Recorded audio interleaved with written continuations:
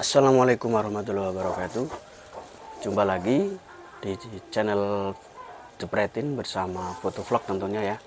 Nah, kali ini saya ingin berbagi tips dan trik gimana sih caranya supaya kita dalam memotret sebuah objek, entah itu outdoor atau indoor ya, gimana supaya hasilnya itu bisa maksimal dan supaya dari kedetailannya, supaya hasilnya tidak blur, supaya hasilnya bokeh itu seperti apa. Dan seringkali saya juga mengalami dulu sebelum saya tahu berbagai macam cara untuk memfoto dengan kamera di era sekarang ini, saya seringkali memfoto dalam eh, objek yang banyak, misalnya kayak foto bola, foto tim ya, itu antara yang pinggir sama pinggir ya, kanan kirinya itu kenapa terlihat blur, sedangkan untuk objek di tengah itu detail ya. Nah, kali ini saya ingin berbagi sebuah trik dan tips gimana sih cara yang benar untuk memotret sebuah objek indoor ataupun di outdoor. Kemarin saya coba untuk foto studio dengan alat seadanya seperti lighting, juga lampu, ada lampu sorot itu lampu tembak juga. Nah, gimana untuk memaksimalkan alat kita dengan dengan peralatan atau perlengkapan yang sederhana tapi bisa menghasilkan gambar atau menghasilkan jepretan yang asik dan enak untuk dilihat seperti apa sih teman-teman.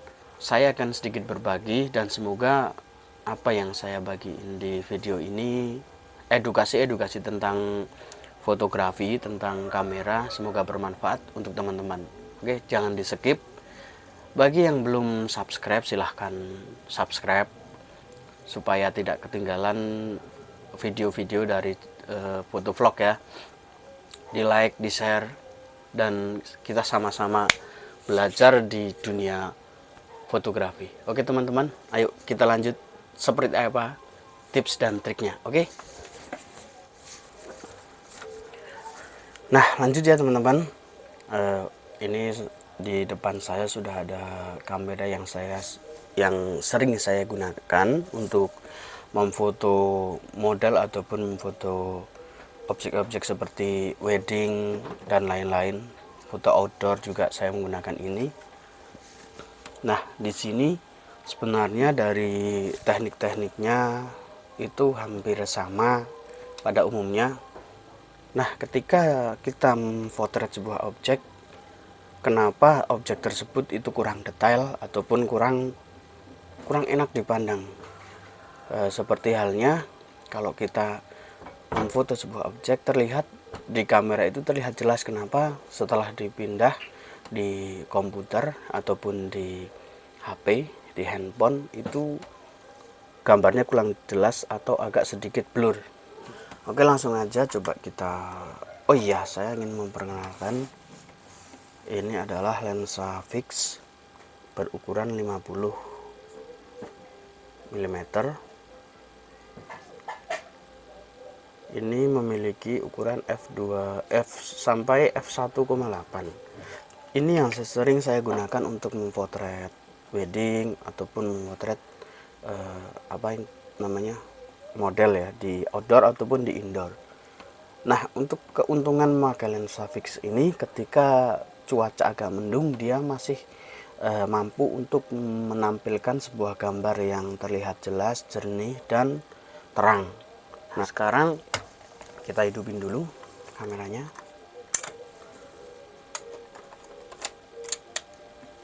Kita pakaiin memori ya teman-teman ya. Nah, untuk memori sendiri saya saranin menggunakan, harus wajib ya menggunakan yang kelas 10 atau kelas 1.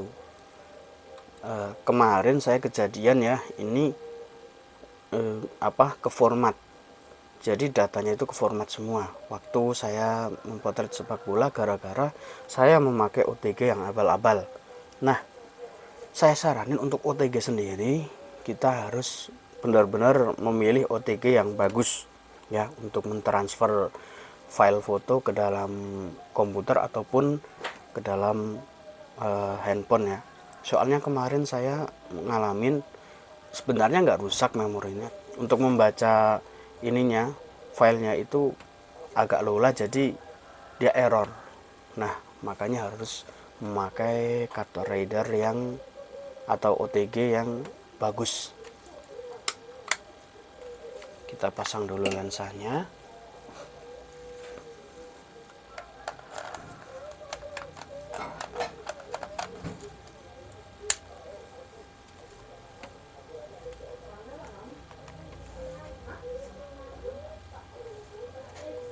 Nah, di sini lensa fiksi ini memiliki f1.1.8, dimana kalau kita foto di indoor ataupun outdoor yang cahayanya agak kurang, ini lensa ini tanpa bantuan flash masih bisa menangkap cahaya lebih ke dalam kamera, sehingga hasilnya cukup lumayan. Dari flash sendiri juga mempengaruhi ya. Ketika kita memakai flash yang seri itu, yang belum HSS, high speed ya, itu kita wajib dan ditekan ataupun diharuskan, memang harus dipaksa itu memakai shutter speednya mentok di 1/200. Nanti kalau terlalu tinggi shutter speednya, dia gambarnya bisa ininya terlihat separuh, karena memang tangkapan dari si flash tersebut untuk sensornya itu belum itu tadi belum HSS atau high speed. Biasanya kita sering memotret entah itu objek berjalan, entah itu objek diam ya, tapi kok hasilnya kurang detail ataupun kurang bokeh lah, kurang tajam gitu ya. Itu sebenarnya itu faktor dari cara kita megang kamera, cara kita menjepret ya. Bisa teman-teman lihat, kalau untuk saya sendiri, saya jarang menggunakan seperti ini, tapi saya lebih sering untuk tumpuan si kamera itu di sini teman-teman. Nah jadi begini ya. Nah sedangkan kalau kita gini, untuk memotret seperti close up ataupun yang agak dekat itu saya sering seperti ini ataupun seperti ini. Tapi saya saranin sih untuk hasil lebih maksimal yang ini, yang tombol tombol shutternya itu di atas teman-teman. Jadi kita gini, ini jauh lebih stabil, jadi ngurangin getaran. Kalau kita gini, nah otomatis tumpuan dari tangan tersebut kita masih terganggu dengan ini tombol shutternya ya. Jadi seperti ini teman-teman. Jadi agak gimana ya, agak ribet ya soalnya. Tapi kalau kita gini, ini akan mengurangi getaran. Nah kalau gini, saya sering gini ya. Jadi sambil kita itu menstabilkan dari lensa tersebut supaya getaran dari ketika kita memencet shutternya itu dia nggak goyang ini. Jadi seperti ini teman-teman. Jadi untuk mengurangi getaran dari tangan kita ya, dari kamera, karena beban. Kecuali kita memakai lensa tele, itu alangkah baiknya kalau memang lensa-lensa jadul seperti punya saya itu masih berat ya teman-teman. Jadi harus pakai tripod ataupun monopod. Nah jadi seperti ini, ketika kita mengambil objek seperti ini,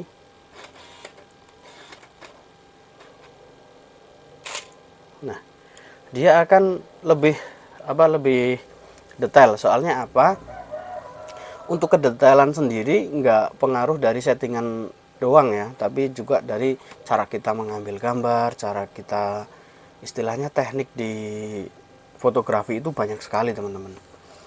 Nah untuk settingannya, kenapa seringkali memfoto dengan hasil yang kurang detail. Nah seperti hasil saya ini ya, seperti ini. Nah ini saya nggak pakai tripod ya, seringkali teman-teman ngalaminnya, misal kita fokusnya di tengah sini, kok wajahnya ngeblur. Ada yang contoh foto tim untuk sepak bola, kenapa untuk kanan kiri, gambar kanan kiri itu ngeblur. Nah, triknya seperti ini teman-teman. Jadi kita tempatkan untuk si ini ya, fokusnya, titik fokusnya ini.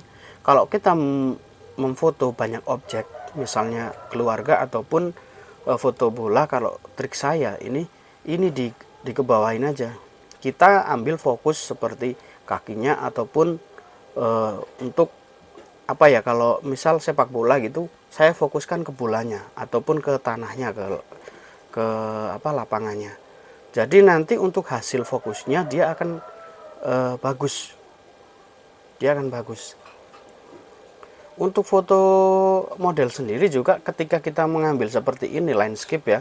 Untuk landscape juga triknya seperti itu teman-teman. Nah, untuk settingan sendiri kita lihat settingannya seperti apa teman-teman. Saya memakai Vivid ya. Nah, untuk kedetailannya, detail dan enggaknya itu di sini ya teman-teman ya. Untuk sharpeningnya itu diketinggiin. Cuma kalau kita fotonya itu cahayanya lebih terang ataupun cuacanya panas, itu mending seperti ini teman-teman. Ini kalau ininya dihidupin, apa namanya ini, aktif daylightingnya itu dihidupin. Kalau dimatiin itu akan berubah seperti ini. Nah, kenapa ini untuk untuk pewarnaannya, saturasinya biasanya kalau foto model di outdoor saya kebawain lagi antara 1 ya, turun 1, dan kontrasnya juga turun 2. Untuk sharpeningnya ini bentar, nah untuk sharpeningnya saya mentokin di sini. Untuk hiu, untuk pewarnaannya saya biasanya di sini. Soalnya kalau kita memfoto misalnya di cuaca yang panas, kalau kita diginiin, di polin seperti ini, nanti kesannya itu kayak apa ya, kayak ada nodanya di bagian pewarnaannya, itu kayak ada nodanya ya. Seperti ini teman-teman. Untuk yang lain,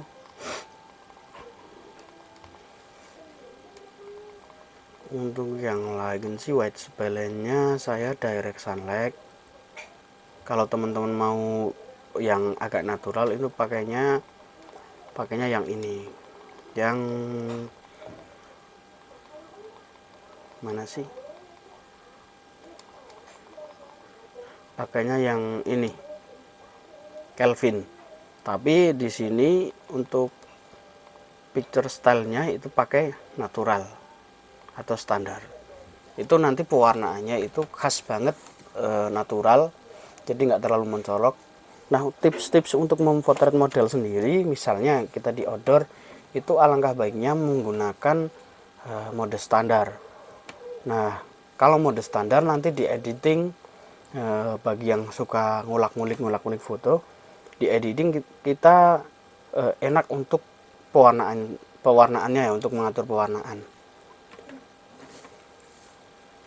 Misalkan saya memakai picture style yang saya install kemarin, seperti ini, ada Kodak Portamono. Kita coba ya, Kodak Portamono itu seperti apa. Jadinya seperti ini teman-teman. Dia apa ya, lebih ke hitam putih. Kita coba yang sering saya gunakan ini teman-teman, Fuji Superia Reala. Nah, kita coba. Nah, dia seperti ini teman-teman. Nah, hasilnya kan kalau kita stabil di tangannya, itu hasilnya pasti akan seperti ini. Dia lebih detail. Coba kita, maaf.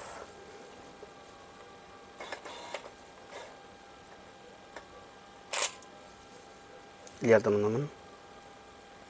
Kita bandingkan dengan yang picture style mana tadi, yang Vivid.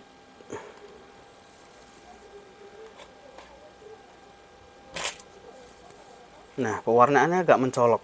Kalau pakai vivid biasanya saya gunakan untuk memotret pula ataupun wedding, itu pewarnaannya lebih keluar. Nah, ini ada beberapa hasil di mana saya mencoba untuk foto studio dengan alat seadanya, seperti ada payung, ada lightingnya juga masih lighting yang murahan. Jadi untuk teman-teman bisa memaksimalkan kemampuan teman-teman sendiri ya, dengan sering-sering untuk mengulik-ulik settingan dan memanfaatkan alat-alat yang sederhana, nggak perlu mewah, nggak harus yang mahal, cuma untuk skill dan tekniknya kita ditingkatkan lagi, supaya yang yang objek yang difoto, juga pelanggan-pelanggan yang memakai jasa kita itu lebih senang ataupun lebih puas ya teman-teman. Mungkin untuk tips dan triknya itu seperti itu teman-teman. Yang lain-lainnya nggak ada, mungkin masih sama ya teman-teman.